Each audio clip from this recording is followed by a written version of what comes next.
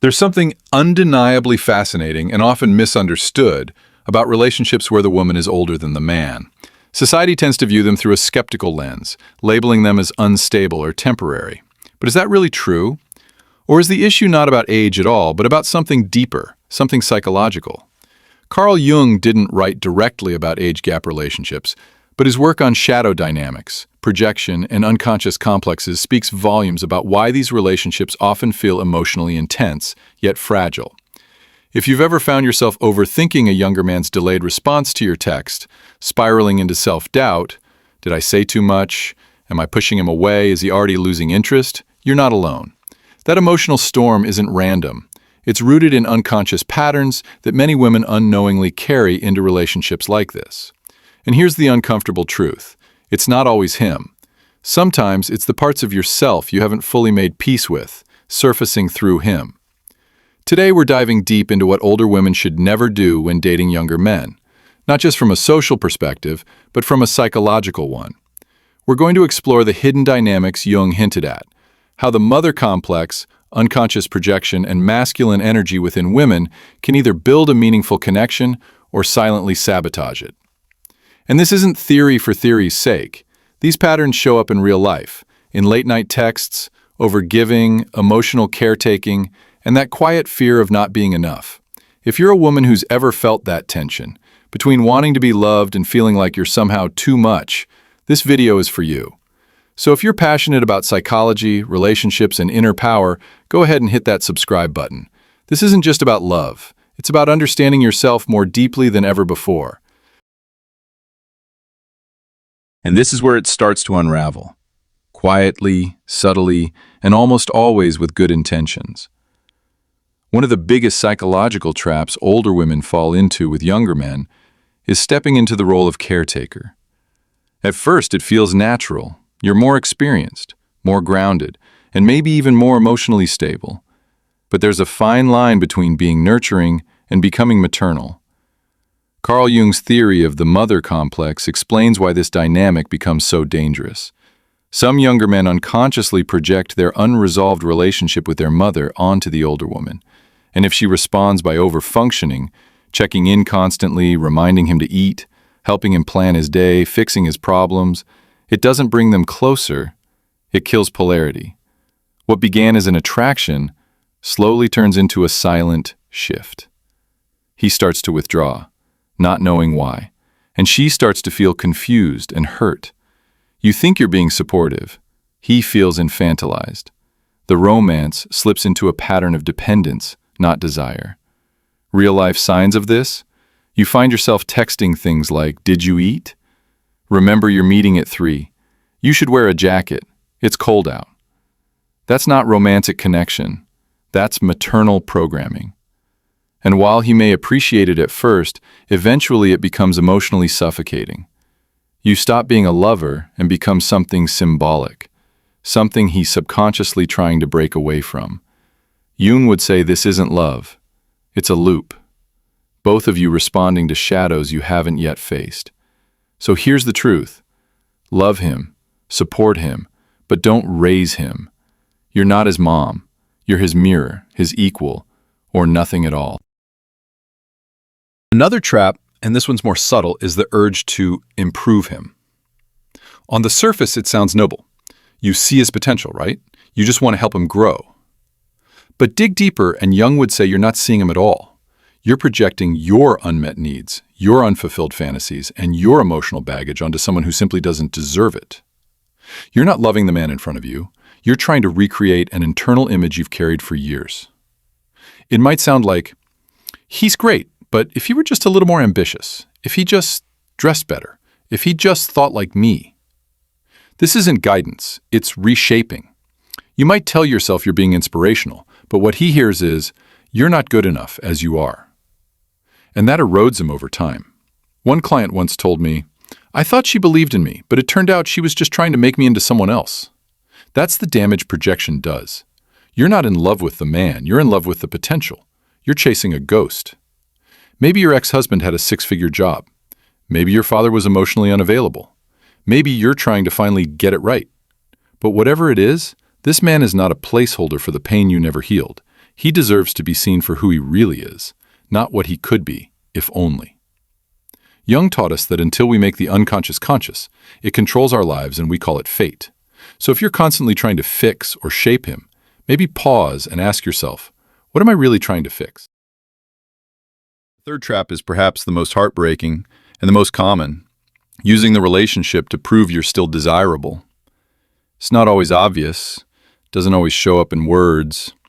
It shows up in the way you dress before seeing him, in how you check if he viewed your Instagram story, in how your heart sinks when he doesn't respond to a compliment with one of his own. It shows up in how you watch his reactions, trying to measure your worth through his approval. Jung wouldn't call this love. He'd call it a loss of self. When your identity becomes dependent on his desire, you're no longer in control. You're handing your self-esteem to a man who might not even understand the depth of your internal battle. And the cruel irony? The more you seek affirmation, the more distant he becomes. That fear of invisibility, of becoming too old, not enough, replaceable. It doesn't just sit quietly in your chest. It drives the entire emotional dynamic. You find yourself checking when he was last online. You notice the change in tone when he texts. You overthink the 2-hour silence. Is he losing interest? Is it because I'm not as exciting as younger women? But none of that is about him. That's the shadow of abandonment, rejection, and self-doubt whispering lies to you. Because desire doesn't come from panic. It comes from presence. It comes from knowing your value isn't defined by how much he wants you or how often he reaches for you. It already exists, independent of any man. And the moment you reclaim that truth, the fear starts to fade. You stop chasing and start choosing. These 3 traps, mothering, fixing, and proving, aren't just behavioral patterns. They're psychological defenses.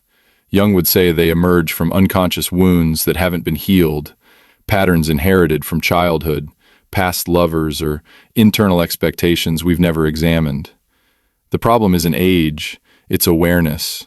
And unless you're willing to look inward, to question the way you show up in the relationship, you'll keep repeating the same emotional scripts with different faces. But here's the beauty in all this. Once you see these patterns for what they are, you can break them. You can choose connection over control, presence over projection, and love over fear. That's when age becomes irrelevant and authenticity takes its place. But the invisible dynamics are where things get complicated because they don't always look like mistakes. They often feel like strength, confidence, or leadership. Take, for example, the need to stay in control. On the surface, it can seem empowering. You plan the dates, you steer the conversations, you decide where the relationship goes. But deep down, this isn't always confidence, it's the animus at work. Carl Jung described the animus as the masculine aspect within a woman's psyche. And when it's unbalanced, it doesn't just give you assertiveness, it overwhelms the relationship. You stop being a partner and start behaving like a commander. He stops feeling like a man and starts fading into the background. You might think, I'm just taking initiative, but what he feels is, there's no room for me here. Control becomes the default because vulnerability feels unsafe. But real connection, the kind that creates emotional polarity, requires you to stop leading every moment and allow space for him to show up. And yes, that means risking disappointment. But love isn't built on structure, it's built on shared freedom. Power doesn't come from always being in charge.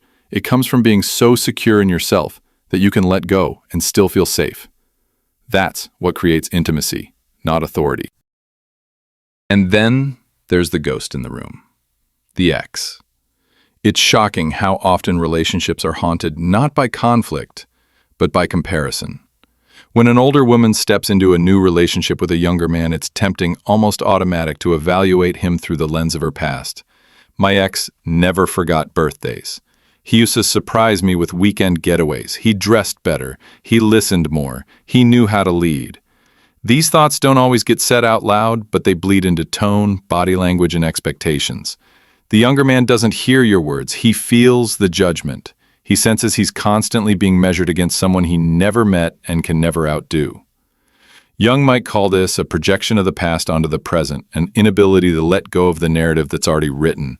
But here's the deeper problem. Every time you compare him to someone else, you're also keeping yourself stuck in that story. You're not building something new. You're trying to fix what went wrong before, just with a different character. That's not fair to you or to him.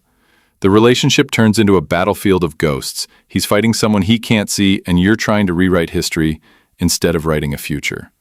If you truly want love with this new person, you have to start fresh. You have to let him be himself, even if that self looks nothing like what you were once used to. He deserves that freedom, so do you. Finally, let's talk about the compensation game. The quiet urge to do more, give more, offer more in hopes of making the age gap irrelevant. Sometimes, without realizing it, older women overinvest in the relationship. Emotionally, financially, logistically. You're paying for dinners, booking the trips, offering advice, texting first, planning everything. And deep down, you tell yourself it's because you're generous. But what if it's something else? What if you're trying to make up for the one thing you can't change, your age, by becoming indispensable in every other way? What starts as care quickly morphs into overfunctioning. You're giving and giving, but instead of feeling closer, you feel emptier. He doesn't seem more connected. He seems more distant. Why? Because relationships thrive on mutual investment, and when one person overfunctions, the other unconsciously underfunctions. It creates imbalance, not intimacy. Attraction doesn't grow when one partner is constantly proving their worth. It grows when both people show up with effort, respect, and vulnerability. If you're always trying to prove that you're worth it, you're already playing from a place of fear, not love. And that fear, unspoken, unseen, seeps into every interaction. So stop trying to earn love like it's a currency. Let him contribute. Let him chase. Let him wonder what he needs to do to deserve you for once. Because real connection isn't about how much you can offer. It's about how deeply two people can meet with no scoreboard in sight. These invisible dynamics, control masked as connection, comparison dressed up as memory, giving disguised as love, are subtle but powerful. Jung's work reminds us that the unconscious drives more than we think. These behaviors may seem small, even well-intentioned, but they carry deep psychological weight, and if left unchecked, they erode the very foundation you're trying to build. But the beauty of becoming conscious of these patterns is that you gain choice. You no longer act out of fear, habit, or pain. You act from clarity, and in that space, something rare begins to form. A relationship not based on imbalance or compensation, but mutual respect, presence, and real emotional polarity. In the end, relationships with younger men aren't doomed by default. They don't fail because of biology or social norms. They unravel when we walk into them unconsciously, dragging old stories, hidden fears, and unspoken needs behind us. If what you want is real connection, not dependence, not control, not a fantasy, you have to show up with awareness. Carl Jung warned us clearly, until you make the unconscious conscious, it will direct your life, and you will call it fate. That's not just theory, it's lived reality. Maybe he didn't ghost you because you were too old. Maybe he walked away because he couldn't feel like a man beside you. That's not about years. It's about energy, polarity, the space between two whole people who choose each other freely. If you felt seen in any part of this video, if something clicked, then lean into that. Healing doesn't come from blaming others. It starts when we get radically honest with ourselves. And if you've ever been in a relationship like this, one that taught you something, broke you open, or revealed parts of you hadn't met yet, I'd love to hear your story in the comments. Your experience might help someone else feel less alone. And if you're drawn to this kind of deep psychological unpacking of love, identity, and the inner forces shaping our lives, go ahead and hit that subscribe button. There's so much more to explore.